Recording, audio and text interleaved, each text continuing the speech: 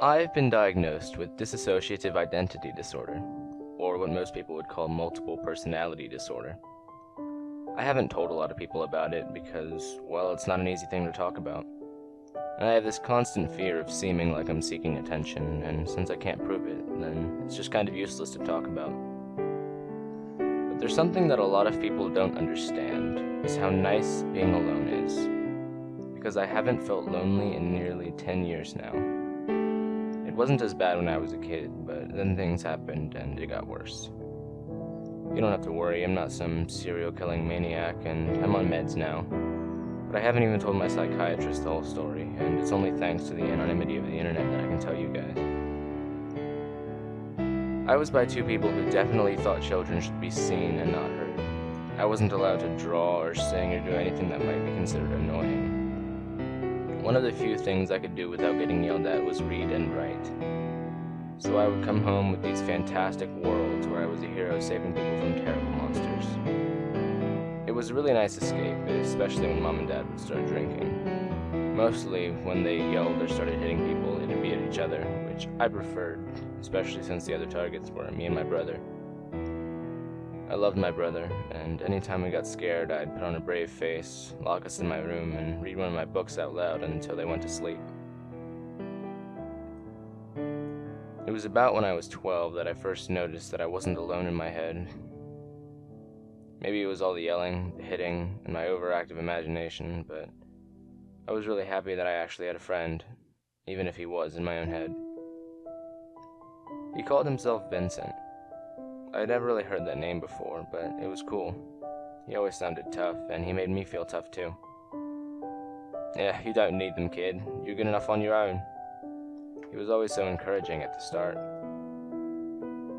I'd spend entire recesses just talking to him in my head. I'd find a nice corner of the playground away from the other kids, and I'd tell him all about whatever book I read or how awful one of my teachers was. And he'd just listen and comment and tell me just how proud he was of me. That was something he'd always say. "I'm so proud of you."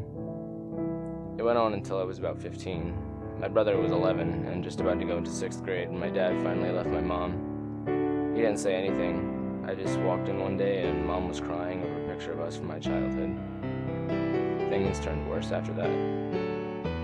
Mom took up smoking too. And I'd find small burn marks on my brother's body, and whenever I'd try to confront her, she'd say he was just getting careless with the stove, or he must be getting picked on at school. I couldn't prove anything, but somehow I knew that she was the one doing it. My brother was so small, and even today he's hardly 5'5" and skinny as a rake. Mom didn't try to hurt me after Dad left, at least not physically. I was growing really fast, and when I turned 16 I was already a foot taller than her. She tried talking down to me, tried to make me angry or sad, but it didn't work. Because after every single argument, Vincent would tell me that I was a good kid and I deserved better. "I'm so proud of you." It was about this time that I noticed that there were gaps in my memory. They were just little things, like my bookmark would be further in a book than I remember, or my clothes would be on differently. I was a bit afraid, but Vincent told me it was him, and he was sorry. He said he couldn't control it really, and he was just so curious about my life that he couldn't help but explore. I was scared at first, but I just got used to it. People who have been in an abusive relationship will understand that when someone who has so much power in your life does something weird or creepy, you just forgive them, even if it's the bad thing to do. And I guess I was just lonely and I craved attention, and he was willing to give it whenever I wanted. It was nice for a while. Then things just sort of snapped. My brother was homesick that day, and he had a terrible cold and could hardly get out of bed. It was hard for him to keep solid foods down, and he'd thrown up a lot. I told my mom to stay sober for a single day and try and take care of him. She was his goddamn mom. She was supposed to take care of him. She was supposed to love both of us. Isn't that what a mom is supposed to do? How could she do that to him? How could she do that? There was a fire while I was at school. Started by a careless cigarette dropped on the carpet. Ruled as an accident, but even when I came home, I saw that she was absolutely hammered. The fire department barely got my brother out in time to save his life. He got severe burns.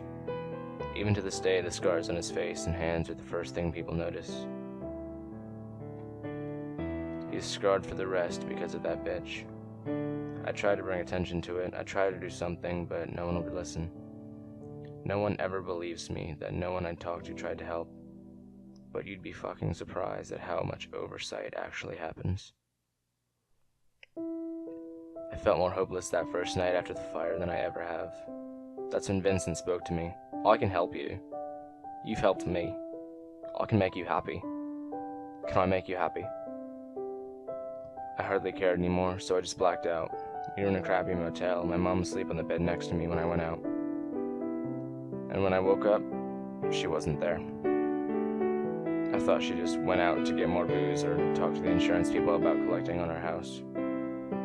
I skipped school and visited the hospital. My brother wasn't awake yet, but I like to think that maybe he could hear me when I started to read to him again. I read his favorite, The Lord of the Rings, and even made voices for each character like I did when he was small. When I got home, Mom still wasn't back. Again, I didn't think anything of it. I was actually relieved. But after a few days, I started to get worried. I was kicked out of the hotel, I kept getting calls about insurance and my brother's hospital bill, and eventually the police came to inquire about where she might have gone. I remember the officer that came to see me. His name was Officer Jackson. He had a very odd nose and a mustache that reminded me of a walrus. Son, do you know anyone who might have wanted your white mother gone? Anything odd? Maybe someone said something threatening to her before she disappeared? I thought to what Vincent had said in passing, and I wasn't even planning on saying anything about that. But that's when Vincent spoke up again. Just say no.